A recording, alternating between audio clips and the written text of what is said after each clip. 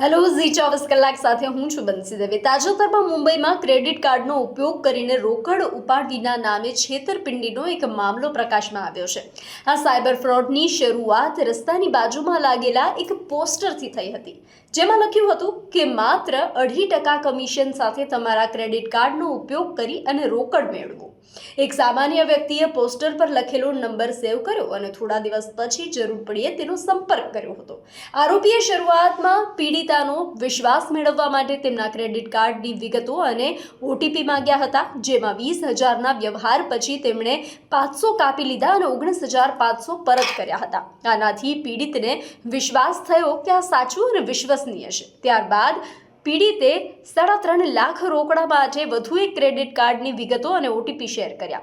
જો કે આ વખતે અનેક વ્યવહારો દ્વારા તેના ખાતામાંથી 3,50,000 ડેબિટ થયા અને એક પણ રૂપિયો પાછો મળ્યો નહીં। આ રીતે છેતરપિંડી કરી હતી। તો તમે પણ આ બાબતોનું ધ્યાન રાખજો કે કાર્ડની વિગતો કોઈની સાથે શેર ના કરશો, કે ઇનામ કે લોટરીની લોભામણી વાતોમાં ફસાશો નહીં।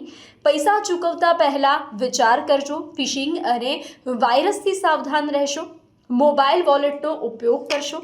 આવી નાની નાની બાબતથી છેતરપિંડીનો શિકાર થતાં તમે બચી શકો છો।